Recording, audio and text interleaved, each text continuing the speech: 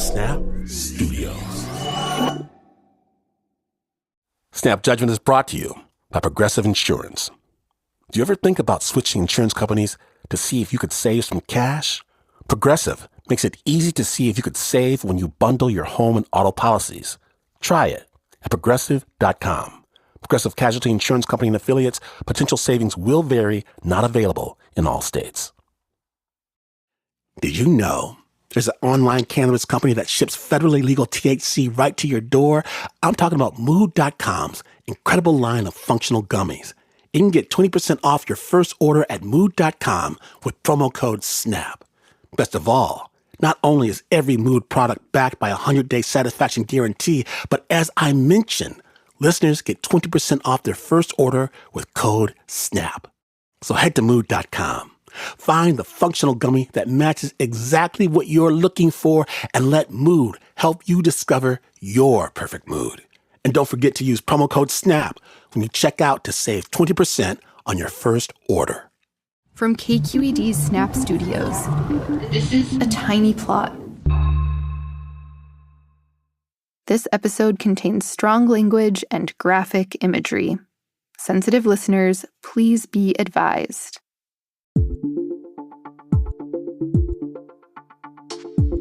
Welcome back to A Tiny Plot, a story told in 5 parts. I'm your host, Shayna Sheely, and this is Chapter 4. When we left off, Mama D and President Matt and the rest of the group were finally seeing their experiment in co-governance take shape. They built their security shed and saw their tiny homes for the first time. Yeah, you can move in today, man. Wow. Really? Yeah, you could. Let's see. I don't know. No whites on one side, blacks on the other side. We ain't gonna have it. Take down the goddamn fence. But when I saw Nino Parker in a neck brace, on crutches, it was clear that the group was about to face a whole new level of chaos. Thanks to your wonderful Adam Garrett Clark assaulting me. From KQED's Snap Studios, I'm Shayna Sheely. This is A Tiny Plot, Chapter 4, Rocked.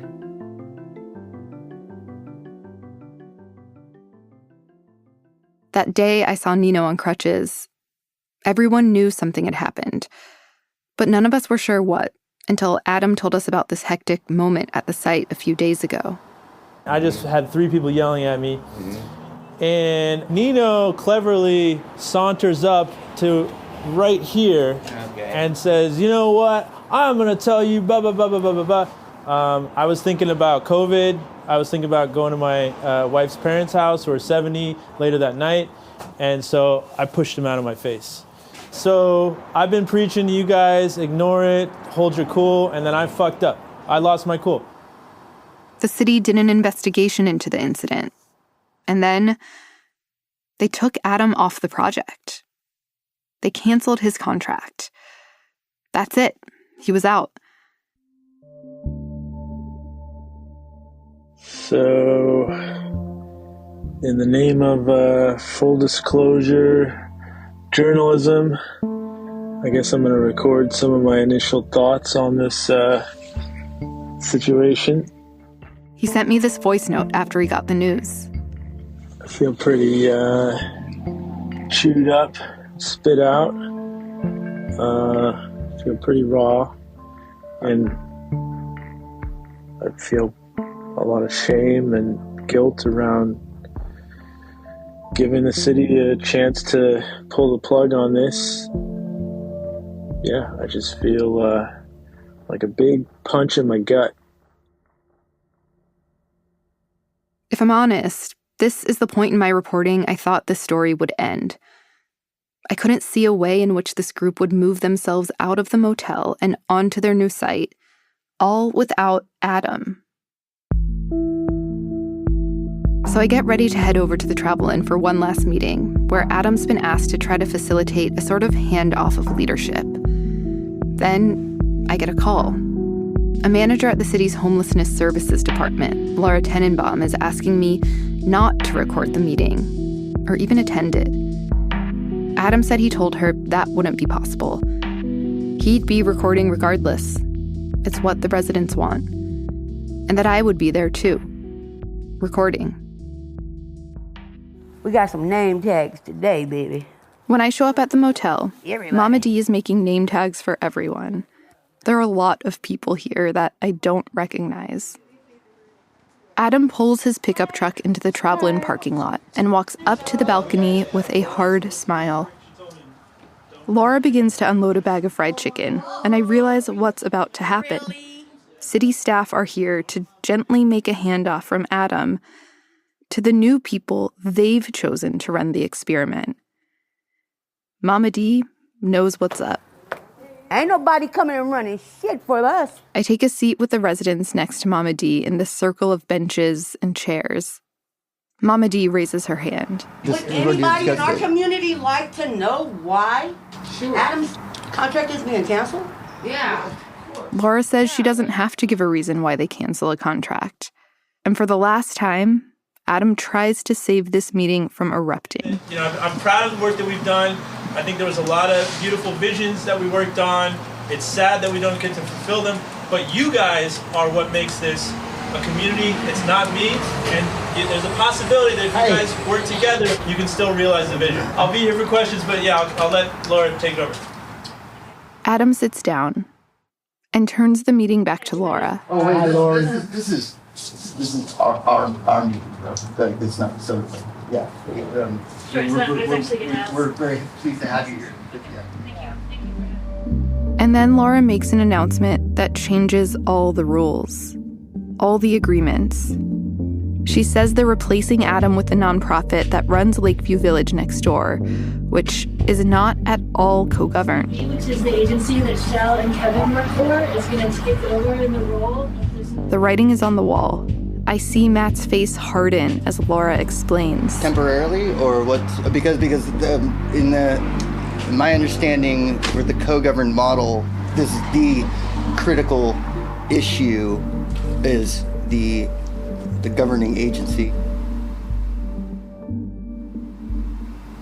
I'd like to ask you a question. I just want to know, does anyone know the definition of a co-governed community? Yeah, I actually have a definition, which I can't quote from memory, but I can email it to you guys. Okay. But it says when a community comes together and decides kind of how they want to live together in community, and then it lists a bunch of aspects of that the residents would come up with. Okay, so we're actually treated like we're just idiots that sit there because we always need somebody to speak up for us. Like we're not able-bodied people to speak for ourselves, okay?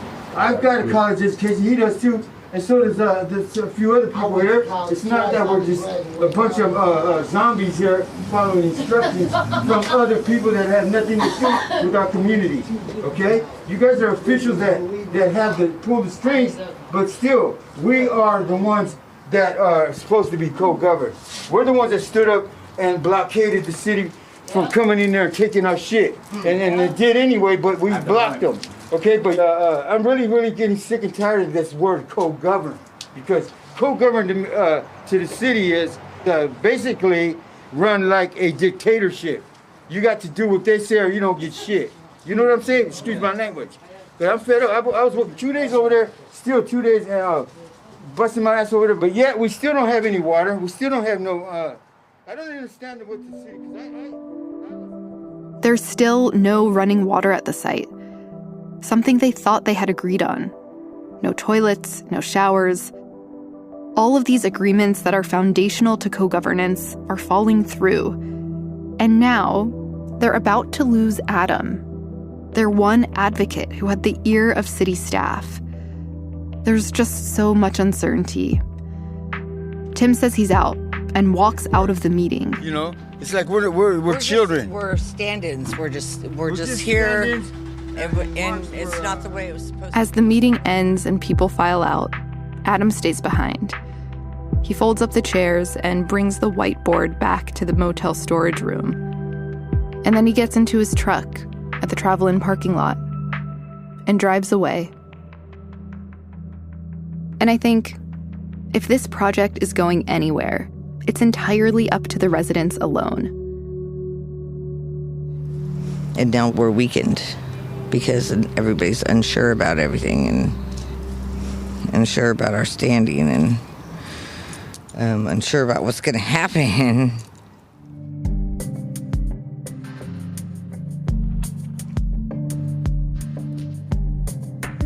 What is going to happen? Stay tuned to find out.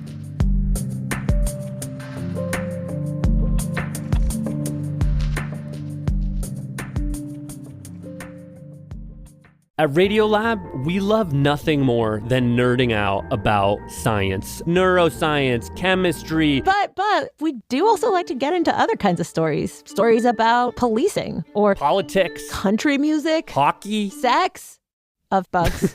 Regardless of whether we're looking at science or not science, we bring a rigorous curiosity to get you the answers. And hopefully make you see the world anew. Radiolab, adventures on the edge of what we think we know.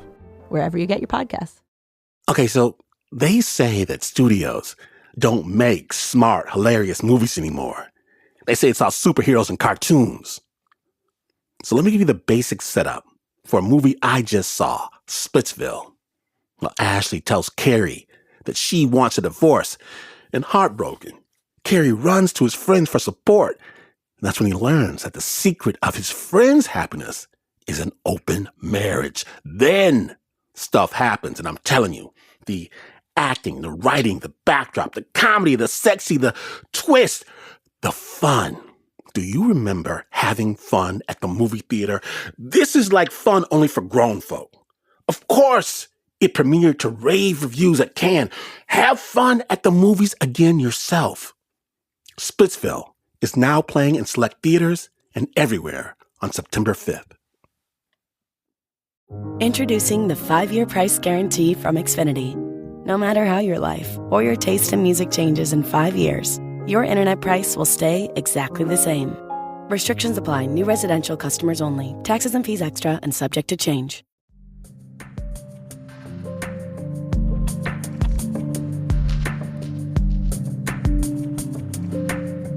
Welcome back to A Tiny Plot Chapter 4. I'm your host, Shayna Sheely. We left off in a moment of uncertainty.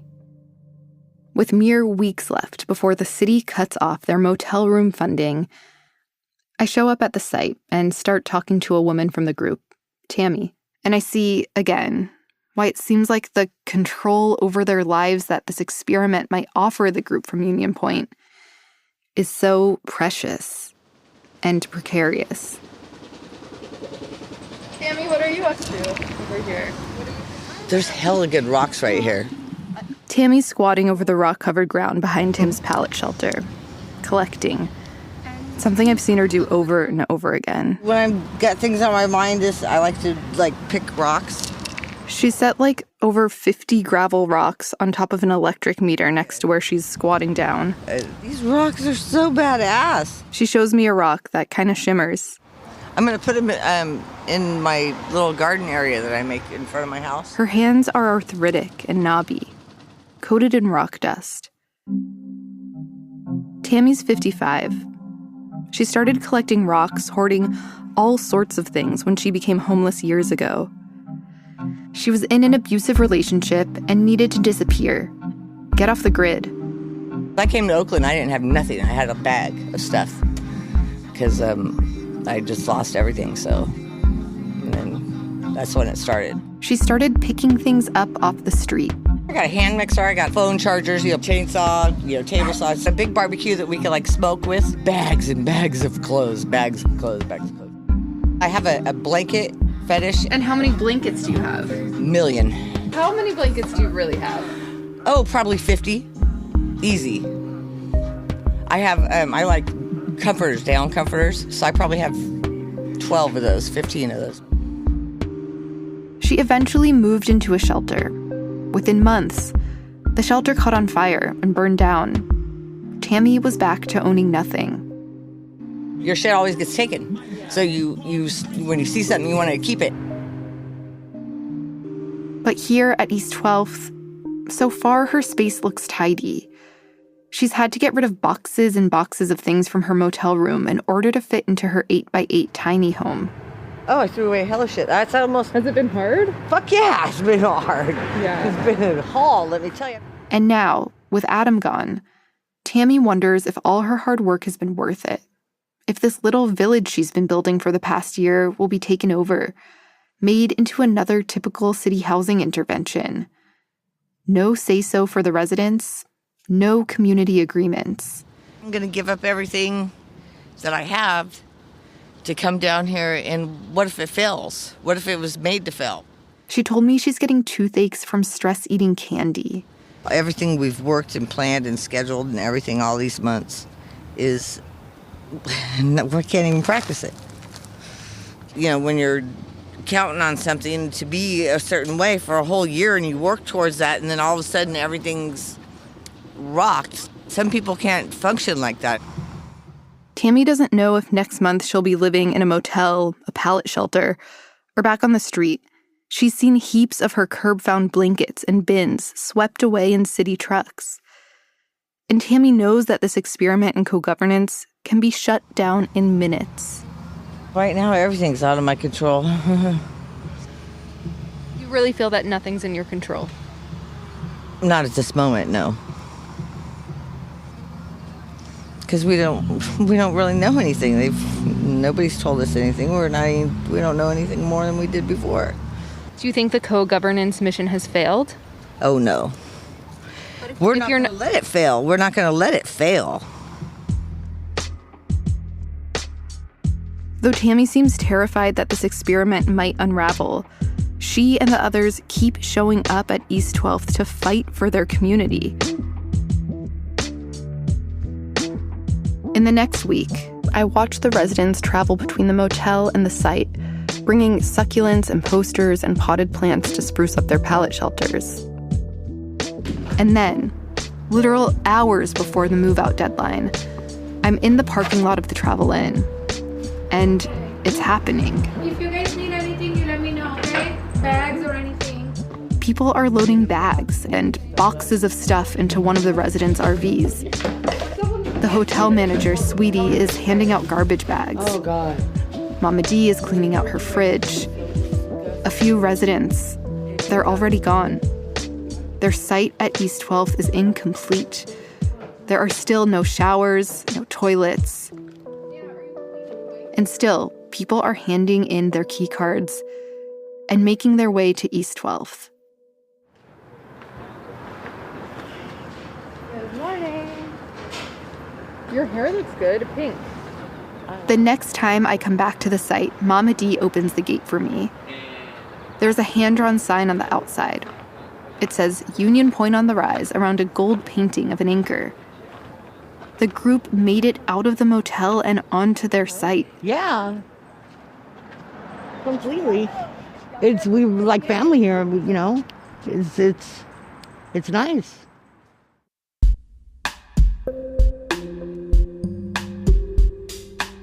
Is this new co-governed site really the paradise Mama D and her fellow residents have hoped for? Stay tuned to find out.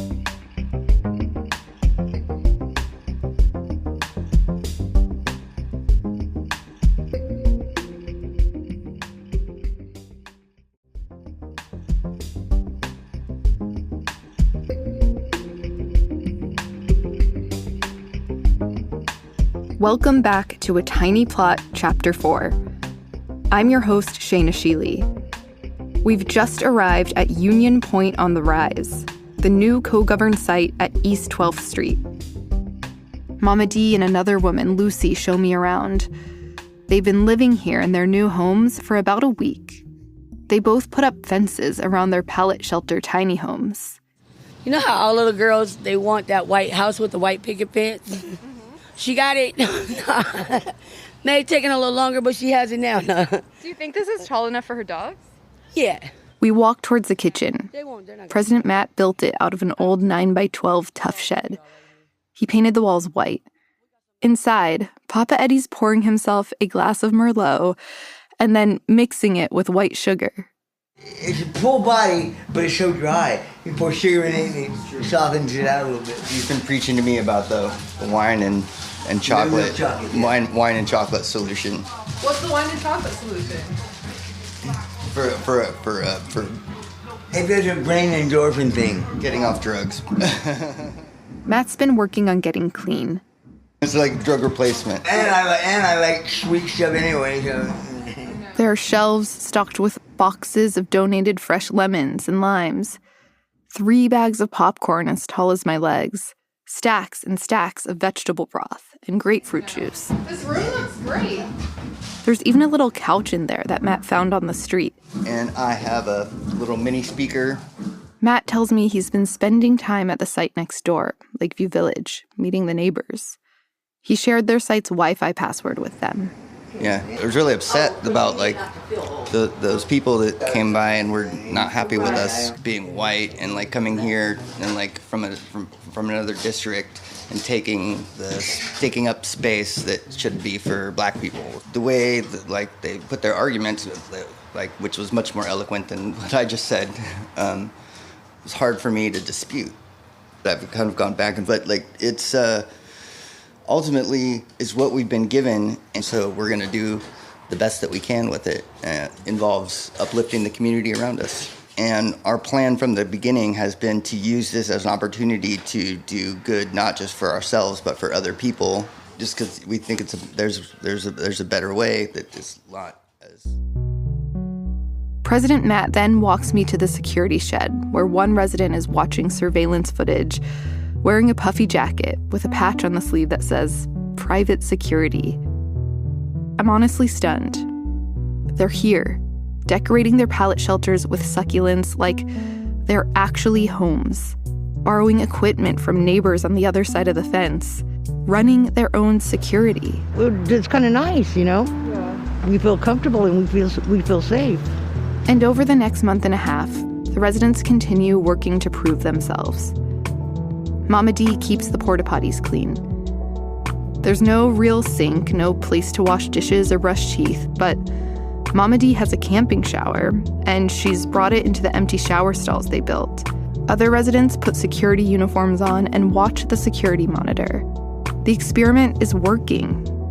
This is the first city-sponsored homeless encampment in Oakland to be led by homeless folks themselves. And it becomes clear to me that this whole time they've been trenching and painting, despite all the roadblocks, they were never going to let this project fail. Their belief in this experiment is an action in itself. Still, they wake up most mornings to Nino, calling over his bullhorn for the fence to come down, to put an end to what he sees as a visible sign of racism. But Union Point people keep telling me that taking down the fence would be the end of co-governance. Why, help me understand why taking down the fence was such, the ultimate affront to the co-governance model. We fought for to have our area. I love how you just fed Deanna a strawberry right into her mouth. Because they want us to join with them as one, but you can't do that because they're way too big. It is going to mess with our community. Okay, so the thing that I'm having trouble with is, in the beginning of this whole thing, you guys said ultimate success of this model is spreading it to other homeless communities and being able to replicate it with other people. And it sort of seems like taking down the fence is a chance to do just that. But we haven't even had the opportunity to live in our co-governance. We don't want somebody from over there coming over here, getting bit by my dog because they want to pet my dogs, or getting hurt because this place is not safe. They don't want our shit down. We don't want their shit down. We don't want none of us. You ever heard of one of these? Neither side wants it. I couldn't go into Lakeview Village to talk to people, so I had to try to have conversations with residents there through the fence. I managed at least 3. The truth is, they all had so much going on that the fence wasn't really much of a concern, including for this one woman, Harriet. The idea, there are people outside protesting and saying that, there's segregation here. Yeah, I do. In here? Uh-huh. Between these two communities. That's all over the goddamn place. See, that's what you call a stupid ass. That's everywhere. And what do you think about this fence coming down or going up? You know what? They have dogs. They have dogs. And because the dogs haven't jumped the fence and bit anybody, which they seem to like to do out here, I've been taking care of my own situation. So I didn't know what the hell was going on with anybody else. All I want to know right now is how can I get the fuck out of here? So until this area is just as complete as that area, it's stupid to try to combine them together. The guys over there too, they feel the same way. Mama Dee and Lucy told me that they just want a chance to really do this experiment in co-governance, and that taking the fence down would interfere with that. While they haven't gotten really any of the amenities they've asked for, like toilets, they have, for the most part, been able to decide on the rules. Who runs security and who comes into their space. They invite activists and photographers to their meetings. I've been following them for over a year. At Lakeview Village, if you leave for over 72 hours, you lose your house. Guests have to be approved by security. The Union Point people don't want the fence down because it means they'll be absorbed by the rules next door. Once they take that down, it constitutes failure. Really? With us Cohen County. But it seems like they won't have to take it down. Besides Nino, no one is requiring that. And then, on a Monday morning in March, I hear helicopters above my apartment, about a mile from the site. And that's when I check my phone. There's been a fire.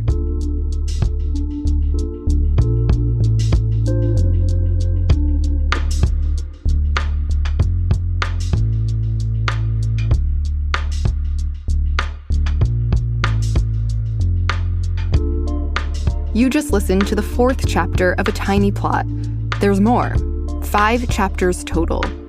Tune in for the grand finale here Thursday on the Snap Judgment feed. You won't want to miss it. Next up on A Tiny Plot. None of this shit is safe for none of us. I just want to leave before another explosion. We are co-government. We ain't supposed to have nobody tell us what to do. We're supposed to be running this.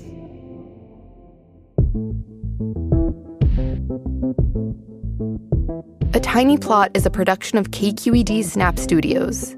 Hosted and produced by Shayna Sheely. Edited by Anna Sussman.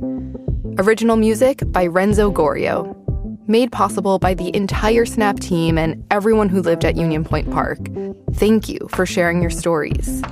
Extra special thanks to Jen Chien, Catherine Winter, the City of Oakland, Sweetie at the Travel Inn, Ryan Finnegan, Will Kraft, JP Dobrin, Thomas Brouns, Sukey Lewis, Alistair Boone and the Street Spirit, Ott House Audio, the entire cast from Union Point Park, and KQED Legal. Engineering by Pat Mesiti-Miller. Director of Production, Marissa Dodge. Executive producers, Glenn Washington and Mark Ristich. On Team Snap, the union-represented producers, artists, editors, and engineers are members of the National Association of Broadcast Employees and Technicians, Communications Workers of America, AFL-CIO, Local 51. And this is not the news. No way is it the news, because this is Snap Judgment. Get your ears ready and keep your hearts open, because this is PRX.